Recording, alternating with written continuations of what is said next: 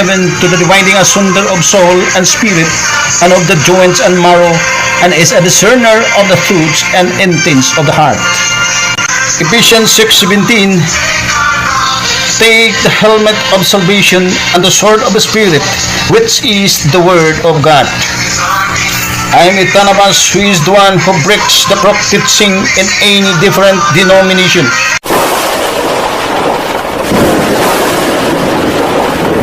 So, brothers and sisters, good evening, Luzon, Visayas, Mindanao. It's again, Itanabas channel. Magpatuloy na naman tayo sa episode po natin sa tinatawag na Grace of Faith then Works. Grace, faith, then works. Atin pong naunawaan, for by grace, we have been saved through faith. Tayo po'y naligtas dahil po sa pananampalataya natin sa grasya. Brothers and sisters, kailangan po natin ituto po natin ang ating pong mga pandinig, at ating po isipan para po talaga maunawaan natin talaga ang aral ng Biblia, aral ng mga apostol, aral ng Diyos. At ito po ang tinuturo ko sa inyo, Ang part 4 po talaga, brothers and sisters, doon po, yung binanggit ko na doon po sa Galatian, sinasabi doon talaga na may binanggit si Apostol Pablo from Galatia 3:11 na naging matuwid po ang tao sa pamamagitan ng pananampalataya ni Jesus. Tapos hindi yun enough, hindi talagang, it doesn't mean na pag tayo po'y matuwid na dahil sa pananampalataya, tayo po'y righteous na dahil sa pananampalataya kay Jesus, ay hindi po ibig sabihin na hindi ka na gumagawa sa kalooban ng Diyos. Hindi ibig sabihin na may license ka na to commit sin. Wala po talaga. Sinasabi, pina-follow up ni Apostol Pablo sa the same book of Galatia. Ibig sabihin, ito po sulat niya sa Galatia ay talagang pinangaralan talaga ni Apostol Pablo na doon po sa Galatia 5. Ito po sa part 4 po ito sa ending na ito po sa part 4 sa atin pong episode. Galatia 5 na 19 to 21 na talagang itinuturo ni Apostol Pablo na kailangan talaga na ang tao po'y mamuhay, na mamuhay talaga ayon po sa kalooban ng Diyos. Sa Galatia 5:19 to 21, ito po binabanggit talaga na walang makapasok sa kaharian ng Diyos. Wala talagang makapunta sa kaharian ng Diyos kung ang mga tao po'y gumagawa ni ganitong kahalayan, sa Galatians 5:19 to 21, di ba? Tinuturo na natin at atin na pong binabasa sa part 4 na. So proceed na po tayo, brothers and sisters. Ito po'y continue. At dito na naman sa episode, mga brothers and sisters, episode of Paul po ang atin pong tinatalak, ang atin pong binabasa. Dito po sa episode chapter 2, 8 and 9, maraming beses na po natin binabalik-balik po ito pagbasa dahil dito talaga tayo nag-base talaga na ang kaligtasan po sa pamamagitan ng pananampalataya. Sa episode 2, 8-9, for by grace you have been saved through faith, and that not yourselves, it is the gift of God, and not of work, lest any man should boast. Yun ang sabi sa 2:8 and 9. Ito talagang ipinapaliwanag talaga, dinidiscuss talaga ni Apostol Pablo na talagang tayo po'y naligtas. By grace, tayo po'y naligtas sa pamamagitan ng pananampalataya. At hindi po ito sa atin pong sariling gawa, hindi po ito sa atin pong sarili. Ito po ay gasa, ito po ay kaloob ng Diyos. At tapos hindi po ito gawa para po wala pong sinumang manghambog, wala pong sinumang magyayabang, kaya hindi po sa pamamagitan ng gawa ang talagang kaligtasan. Ito pong pagkasabi ni Apostol Pablo, brothers and sisters, ito ba'y license po ba ito para po na ligtas na po tayo tapos pwede pa rin tayong gumagawa ng kasalanan? Ito ba po yung license na gawin natin ang mga masasama, mga kahalayan? Ito ba po ay kasi the same aklat, the same book po ito ang binabasa natin. Ang ipinangaral ni Apostol Pablo doon sa episode 2, 8 and 9, tapos dito naman sa Ephesians 5, 1 up to 9, ito po, the same book po ito. So the same po ng mga taga-Ephesian pong mga tao pong sinulatan po ni Apostol Pablo. So ibig sabihin, yung sinasabi niya sa episode 2, 8 and 9, the same yung mga tao dito po sa episode 5, episode 5, 1 hanggang 9. So mga Ephesian people po talaga ito.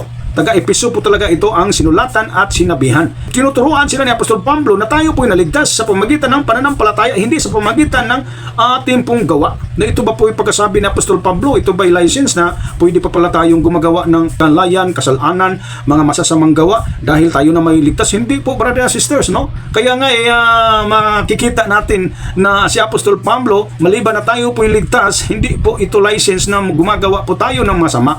Ito po'y ipinangaral ni Apostol Pablo sa taga-Epeso sa Ephesians 5:1 up to 9. Atin pong babasahin, brother and sisters, para po atin pong maunawaan na tinuturuan pala ni Apostol Pablo na gawin talaga ang matuwid pagkamat tayo po'y ligtas, no? Kaya hindi pwede na gagawa ka ng mga kalaswaan, no? Sa Ephesians 5:1 verse 1 up to verse 9, yamang kayo'y mga anak na minamahal ng Diyos, tularan ninyo siya. Verse 2, mamuhay kayo ng may pagmamahal tulad ni Kristo dahil sa kanyang pagmamahal sa atin. Inialay niya ang kanyang buhay bilang mabangong alay at handog sa Diyos. 3, kayo'y mga hinirang ng Diyos, kaya't hindi dapat mabanggit man lamang na kayo'y nakikiapid o gumagawa ng anumang uri ng kahalayan o pag-iimbot. Tanawa yung sa aking Pablo. Verse 4, huwag din kayong gagamit ng anumang malaswa. Tandaan ninyo, o walang kabuluhang pananalita. Bawal nga eh. Kahit ligtas ka na, pero pinagbawalan po tayong gumagawa ng kahalayan, pananalita ng mga malalaswa. Yun, no? Tapos, kabuluhang pananalita at pagbibirong di nararapat. Itong pagbibiro na, umaga masamang pagbibiro, bawal yun. Sa halip, magpasalamat kayo sa Diyos. 5, alam ninyong walang bahagi sa kaharian ni Kristo at ng Diyos ang taong nakikiapid, mahalay o sakim. Ang kasakiman ay isang uri ng pagsamba sa Diyos-Diyusan.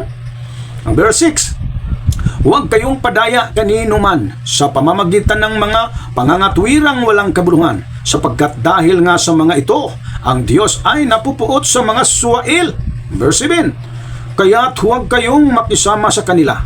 Verse 8, dati kayo'y nasa kadiliman, ngunit ngayo'y nasa kaliwanagan na, sapagkat kayo'y nasa Panginoon. Mamuhay kayo ngayon ng nararapat sa mga taong nasa liwanag, sapagkat pawang mabuti, matuwid at totoo ang ginagawa ng namumuhay sa liwanag. Pag tayo po'y namumuhay sa liwanag, matuwid, totoo, talagang pawang mabuti talaga at matuwid, totoo ang ating gagawin na tayo'y namumuhay sa liwanag. Wala na talaga yung mga kahalayan, kalaswaan, pati na nga yung mga pananalita ay walang malaswa, walang mga pananalitang walang mga pananalitang mga masama.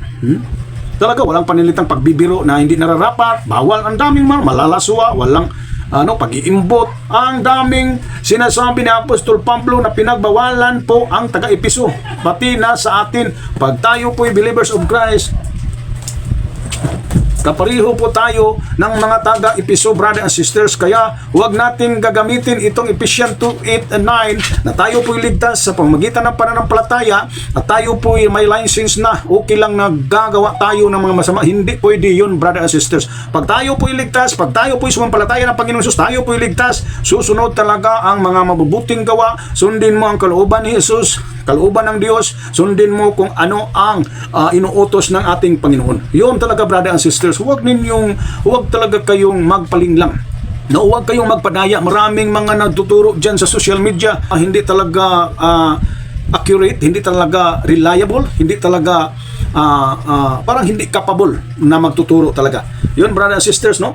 At saka pagkatandaan po natin, brother and sisters, ito na ang stand po ni Itanabas. Ito po, whole face of salvation po talaga tayo. Grace, faith, tapos susunod talaga ang works or gawa, no? At saka kailangan na pag ito pong isa dito ay i-erase mo, ipawalang bisa mo ang isa dito, ayaw mo talaga sa gawa, dito ka lang sa grace tapos faith, no? Pag mawala ang isa dito, sasabihin ko sa iyo, gawin ninyong mawala itong tinatawag works, no? Tapos magpatuloy ka sa pagkakasala, gumawa ka ng kasalanan, gumawa ka ng kasamaan, no? Diyan ka na lang sa grace at faith. Tapos ikaw po'y nagkukumit ng kasalanan. Pakatandaan mo, brothers and sisters, hindi kita kukulangin ngayon, tuturuan kita dito po sa Biblia. Babasahin po natin kung ano ang sasapitin mo sa huling araw. Ito po'y pakatandaan ninyo, lahat ng sumusunod at lahat ng nakikinig sa akin, ito po'y talagang ilagay sa inyong puso't isipan. Huwag kayong maniwala sa mga nagtuturo na talagang ligtas ka na sa pamagitan ng pananampalataya sa ating Panginoong Hesus or sa grace na yun ang ating Panginoong Hesus, at hindi mo gawin ang kalooban ng Diyos. Wala kang gagawin na sa salita ng Diyos, no? Nagkukumit ka ng kasalanan, ito po ang salita ng Diyos. Baka naman sa huling araw na talagang ipapahiya ka talaga. Dito sa Hebrews chapter 10 verse 26 to 27, dito napaka delikado talaga ang sasapitin sa mga taong gumagawa talaga ng kasalanan. Intentional, kasi intentional na yun no? Nakasulat na yan na huwag gawin, tapos gagawin mo dahil ligtas ka na. Baka magsisi ka, no? Dito po sa Hebrews chapter 10, dito po babasahin natin dito, brothers and sisters. 10 26 to 27. Matapos nating, tandaan natin, brothers and sisters, ito, matapos nating malaman at tanggapin ang katotohanan at sadyain pa rin nating magkasala, wala nang handog na maialay pa para sa ikaw pagpapatawad ng ating mga kasalanan. Ang naghihintay na lamang sa atin ay ang kakilakilabot na paghuhukom at ang naglalagablab na apoy na tutupok sa mga kaaway ng Diyos. Yun, mga brothers and sisters.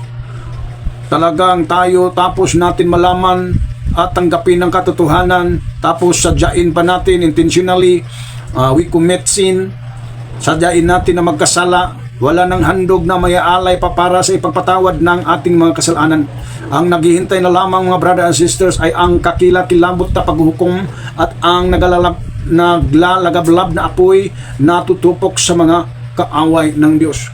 Talagang apoy na naglalagablab ang sasapitin ng mga taong gumagawa intentionally ng kasalanan. Sinasabi mo na ikaw po'y ligtas, tapos gumagawa ka intentionally ng kasalanan dahil okay lang yun sa inyo nang ikaw po'y mag-commit ka ng kasalanan,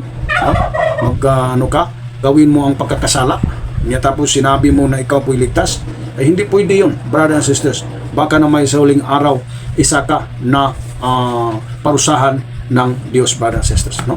So dito na lang po tayo, mga brothers and sisters. Marami pong salamat sa inyo. Ang Diyos po'y pagpalain sana kayo ng Diyos at ingatan yung buhay ninyo at protektahan talaga kayo ng Diyos dahil sa inyong pagtutok at pagkinig kay Itanabas, no? Dito lang po masumpungan ninyo ang aral ng mga apostol, aral ng Diyos.